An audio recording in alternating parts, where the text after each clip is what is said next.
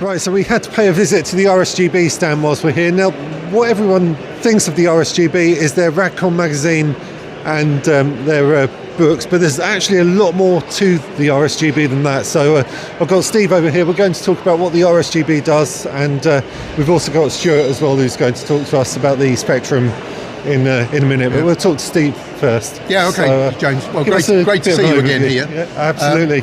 And just a bit of an overview of the RSGB, really, because you're absolutely right that everybody thinks we're just Radcom, right? We are, and Radcom is a really important members benefit, but there is so much other that's important as well. Absolutely, yeah. So my part of the RSGB, we've got most of the team here, to be honest, for the National Hamfest. It's a big, important event for us.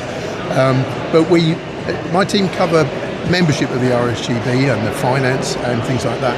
But we run all of the exams. So we ran I think 3,000 exams last year. That's the scale of what we do.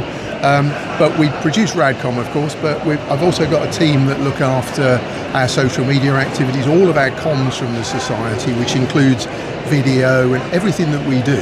And you met Heather just now, and you know that team. But there is so much more. But that's what goes on at the business side. We've also then got sort of the outreach activities. So somebody from my team, Martin Baker, who will be here later today, he runs the National Radio Centre at Bletchley Park. So that's a huge thing for us, and we see 80,000 visitors a year through the RSGB National Radio Centre. Publicity as well. Absolutely. Hopefully helps bring a few people into the hobby. Very definitely. And the volunteers that work there, they introduce amateur radio to that 80,000 people a year. We can't think of anywhere else in the world where that happens. So that outreach, people have maybe never heard of amateur radio, or they're coming back to amateur radio. So that's part of what the RSGB does as well. And we've been. Of course, it's gone off just while we're talking. That's always the way. Never operate live, right? Oh, there we go. No, it's going to come back in a minute. But we're showing the electronic version of Radcom, which is important. We'll come back to that in a second. Okay. But all the other things that the RSGB does are hugely important as well. Helping people with planning issues, helping people with interference issues, and spectrum defence is hugely important for us. All radio amateurs, and Stuart's going to talk to you a little bit about that in a second. Yeah. But here at the National Hamfest, of course we're selling books, that's what people think we do, but we've also got practical activities going on. We've got Morse activities, we've got a new maker champion that's got a demonstration CubeSat here. We're going to be doing build-a-thons tomorrow. There's an enormous amount that we do. We know Radcom's important, but it is by no means all we do. There's a lot the more other reasons. Important areas, spectrum defence, which we're going to talk about in a minute. Absolutely, yeah. And, so I'll hand over to Stuart. Planning, you help with planning applications as well. When I put my mast up, these guys were absolutely brilliant to help with that. Did we help? Yeah, excellent. Absolutely. Excellent. Okay. Good section on the website for members as well. You can look up. Yep. Full of information there. So, okay. And a lot of those technical committees actually report to the board. So if I hand over to Stuart, the chair of the board, then I'm sure he'll tell you about some of those things and the spectrum defence issues. Stuart, thank you. Without Spectrum, there is no amateur radio. It's absolutely fundamental to what we do. And it's been fairly high profile with 77s and the satellites recently. That's been a bit of a hoo-ha. Yeah, in particular, there's one of these mega LEO constellations is trying to use 70 centimetres for some command and control stuff. And with 238 satellites in that constellation and other constellations coming all the time, then this is a serious issue that we are concerned about. And so given the height of the satellites as well, I would imagine their footprint is going to be significant. Footprint will be quite significant, and we've written a very robust response to the FCC. I encourage you to look on the RSGB Spectrum site, and we'll show how we demonstrated that they've got no legal right to be there. So that's one threat. We're also worried about the high-frequency traders who want to use HF comms to get a faster signal to buy or sell, and they're taking more and more and more HF. And we understand that the bottom end of 20 metres is potentially under threat with that, the CW end. Then there's, of course, the various government and military requirements that are coming back as people try to avoid being dependent on satellites. So we're seeing more HF spectrum pressure there. Up in the microwave bands, the mobile phone, people will have an infinite appetite for spectrum. So we have to be very vigilant. We have to take part in all of these consultations. We have to take part in all of the relevant spectrum meetings. So we send, Murray, for example, went out to the last WRC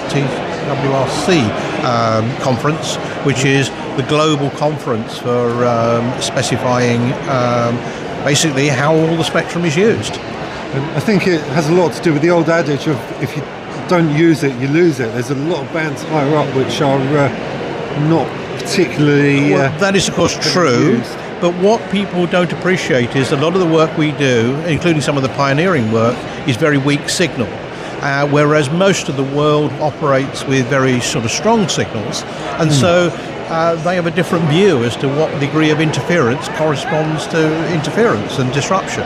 So we have to be very careful there. And of course, we're only talking about allocation of spectrum here. We could also perhaps talk about the need to coordinate repeaters, which is another piece of work we do, so that with the new privileges to put up repeaters without quite such a complicated clearance process, we make sure people don't tread on each other, or we advise people not to tread on each other. And then there's the EMC work, which is also spectrum protection in a different aspect of it. And your guys were also very helpful to me a few years ago. I had issues with the VDSL interference. Absolutely. Your guys played a big part in helping me out with that as well. Hopefully fibre to the premises will be the it does seem to be getting a lot better. So yes. That's the good news. And very quickly before we round up, we got the new app you wanted to.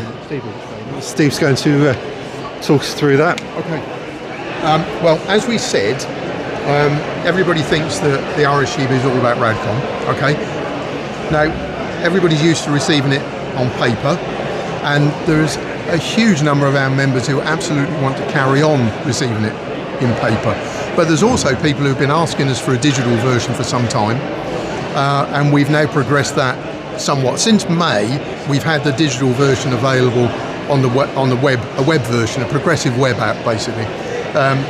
And there's all sorts of things that we can do with it now, and we're about to launch the mobile version, which allows you to view things offline as well. So if you're going on a flight, you'll be able to take Radcom with you and read it on your device, so mobile and tablet. That's coming in the next few weeks. We were doing some work with the developers only yesterday to get some things ready for the show. So last minute, well, you know, but it works well. So proof of concept. So no, it's way more than that. It's absolutely live. All of our members who get paper Radcom get access to this as well. Okay. So it's extra. We do offer a slightly cheaper membership if you only want to take digital, but it's absolutely your choice. But if you take the paper version, you get digital as well. But if you want the slightly cheaper one, you can go just digital.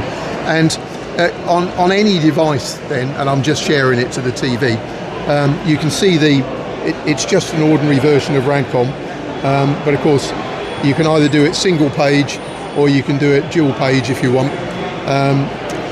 And what we can do with the digital version, I mean, if we want to scroll through the pages, we can.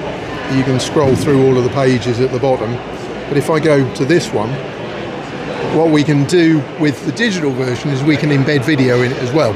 So here, for instance, there's an antenna that the RSGB's been selling.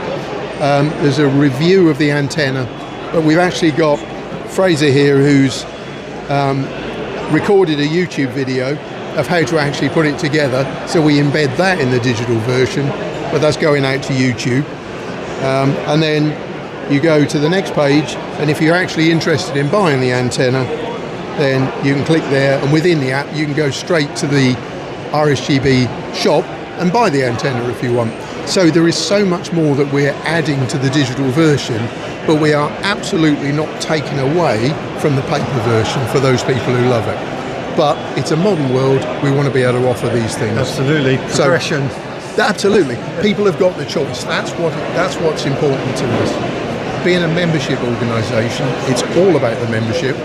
Yes, of course, we make something from selling books, and we provide about 200 different titles, books that we commission as well. We look around the market, but we commission books as well. But this choice is really important to members. We make some money from advertising, but we have to keep up with the modern world, and the most important thing is the membership. Absolutely, above everything else to us, membership. And Stuart, I know, told you a lot of the things that we offer members as benefits, but we bring it all together, membership with the RSGB.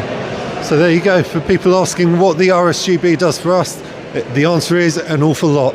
We try. Thank you very much. Great. Thank you.